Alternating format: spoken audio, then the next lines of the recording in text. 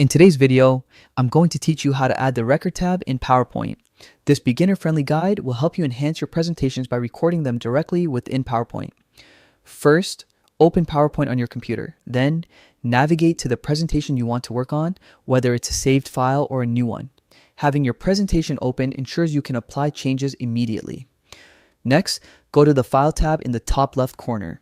From the drop-down list, select Options. This opens the PowerPoint control panel where you can adjust various features to suit your needs.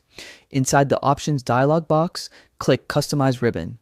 The ribbon is the toolbar at the top of PowerPoint, and customizing it allows you to add tabs for features you use the most.